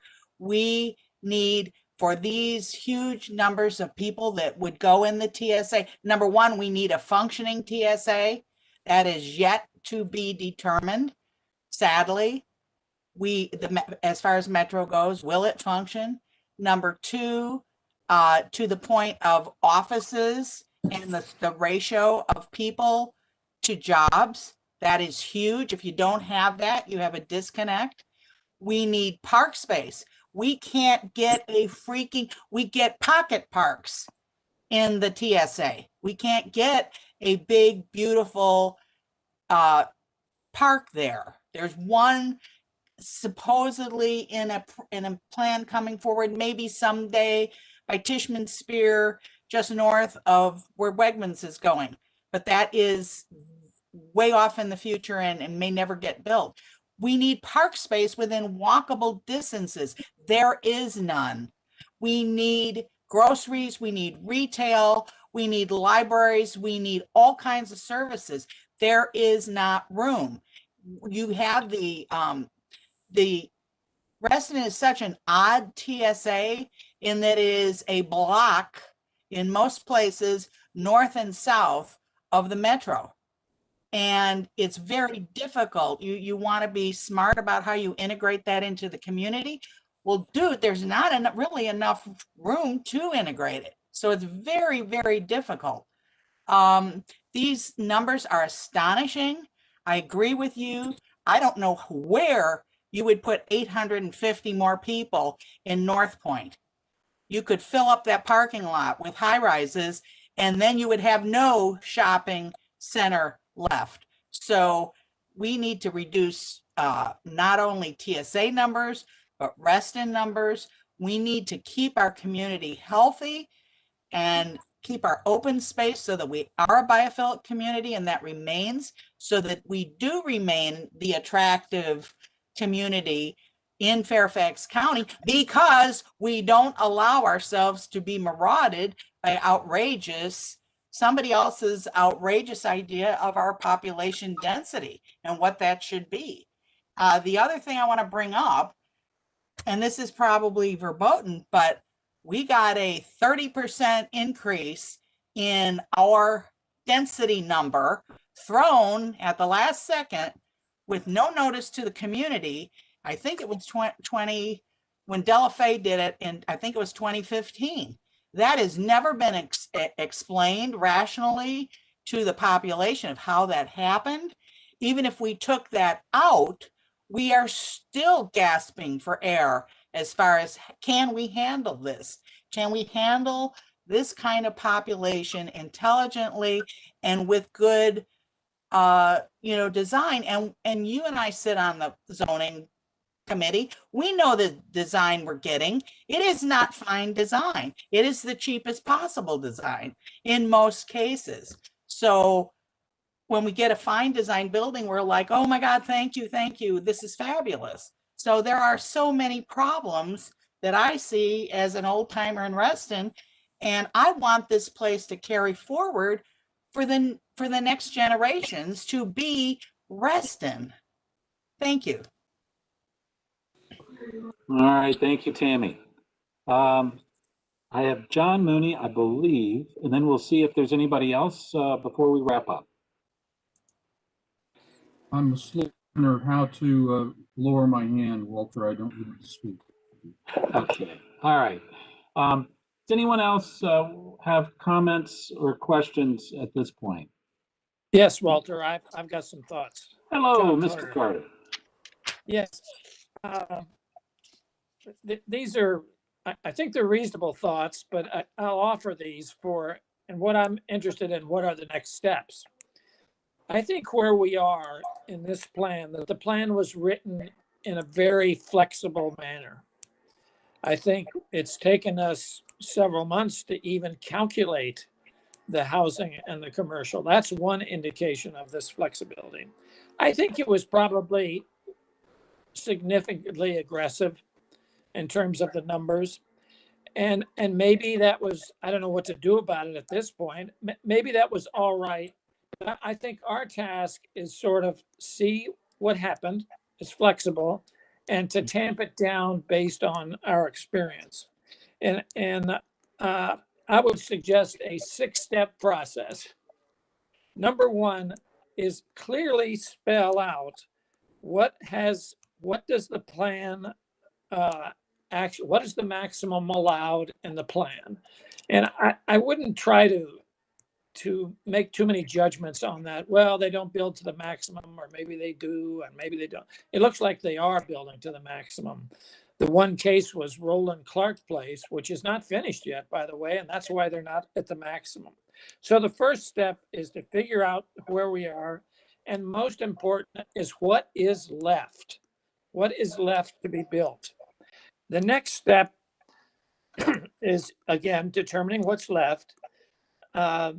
And add this urban design notion that some people have suggested. It's not just the numbers, it's what is this going to look like? Is it going to be 8 15-story buildings in North Point, or is it going to be something else? Maybe the plan allows 8, but what is it that we want? So add some urban design notion to that. And then as in terms of what's left, now comes the hard part, the allocation. So how are you going to change that application on the plan? The third step would be revise the land use plan. I think the plan map is not clear. It clearly is not clear because it's not clear to staff, because I think different staff make different assertions on what the densities are in certain areas. I think it's not clear, it's not fair to developers. Because as a developer, what do you come in with? If you don't know it precisely what you're allowed, you come up with a pretty good guess. And then comes the community entering into this, and they're concerned about the level. So it doesn't seem fair to staff. It doesn't seem fair to developers. It doesn't seem fair to residents. And I think we should work on fixing that. My fifth step is identify this jobs to housing ratio, not with too much precision, but what kind of place do we want Reston? Is it to be job heavy? Is it to be residential heavy? And what is the answer to that? Then the next step is to change the tables in the plan, change the text, and change the map. And I would place that we're not used to doing this in Fairfax, is on the first page of the plan, what is the planned residential and what is the planned non-residential and what is the planned mix of jobs to housing? And you use that number to calculate the schools, do your transportation assessment. So that's my 6-step plan. And I want to say that the numbers are high. I think in many areas. And our allocation shouldn't be an overall, it should separate out the transit station areas from the village centers, from the convenience centers, from the other residential PRC areas. I look at these numbers and it looks like more than half of the TSAs are yet to be built. That means those numbers are going to areas that are outside the half-mile radius. That might be a little high. Somebody said, well, the area outside the TS area is not consequential. Maybe not, but it looks like a third of the future development is in the areas outside the TSAs. And we ought to take a close look at that. So anyway, I'm offering a 6-step process. And I think that should be our next step. And I think we should take some of the flexibility out of the plan. So we're not confusing staff, we're not confusing developers, and we're not confusing residents on what the plan actually allows. So I'll offer that. John, I counted 7 steps when I wrote them down, but we can talk about that later. Could be, yeah. If you want, I'll send you a little note with these on it. Okay. All right. Well, very good. We're about out of time here this evening, but we will continue this. I think the big challenge going forward, I mean, we do have a number of issue-specific topics teed up, but some overall strategy for going forward is something I think we're going to be talking about, and we will tee that up for further discussion. Yes. This is Moira. I just want to Moira. make two really Please. quick comments. One is I've spoken to I don't know who our board person is from Fairfax County Public Schools. I think it would be worth having a conversation of unused office space to be maybe converted into like a high school or a trade school or something. If there's open office and vacant office, I think a school should be given consideration, especially if the cost might come down for that space if it's not being utilized the way it should be. I don't know if it can be pursued through you or through the board, but something I think should be considered. The other thing, I'm just going to make a plug, something I would love to see in Reston is a children's museum or a museum that would draw a lot of people. I just feel like I'm always driving to DC and everywhere else. We need some art and museums, in my opinion, here. So thank you. Thank you, Myra. Yeah, and I would note, you know, what you just described, somewhat related to something we've discussed here on the task force, which is the lack of community facilities in the plan, particularly for the TSA. So, yeah, hold that thought, Myra. That's an interesting one. Final questions, comments from any task force members? Walter, could I just say, I think everything is appropriate, what we've looked at tonight, but could we do some of this on the non-residential side in terms of commercial space? Because that is probably high as well, just in terms of going back to the presentation at that point next week or something like that as well. Yeah, I think it's all pretty much on the table at this point. Obviously, there are implications for changes, and in some cases there's some constraints on some of the things, some of the ideas that have been discussed. But Gary, I think looking at the non-residential as well as the residential is very much important. So, thank you. Can I make one quick comment, Walter? Yes, and Larry, go right ahead. Yeah, I wanted to thank Claire and the rest of the staff for. I thought she did a great job presenting what took a lot of time to get to these numbers with the 2 Johns and me and others. But I thought she did a good job, a great job actually, of presenting in a rather short, simple, and understandable way. So thank you. Well, Larry, you beat me to it. I was just going to thank Clara as well, and appreciate, Clara, your diligence in listening to me and to task force members in pulling this together and ultimately providing, I think, a product that was very understandable and that really facilitated some excellent discussion across the task force. So thank you very much, Claire. Appreciate you giving up not just this evening, but frankly, recent weekends for full disclosure. So You're welcome. You're welcome. And today is her birthday, everybody. Oh, God, I didn't think you were supposed to Happy say birthday. Thank you. I have cupcakes waiting for me. Thank you. She told us that in our last meeting. That's right. That's right. Well, all right. Well, it's coming up on 9 o'clock. Thank you, everybody. Please do think about some of the things that were discussed tonight. We will be bringing these back as addition to the other topic areas, subgroups, activities are continuing. And in the meantime, please don't hesitate to reach out to Jose or me or anyone on the county side with ideas and suggestions for moving forward. So again, thanks everybody for the great work and the good conversation tonight, and stay safe out there. Thanks, Walter. Thank Night. you, everyone. Walter, thanks everybody. Thanks, everybody. Thank you.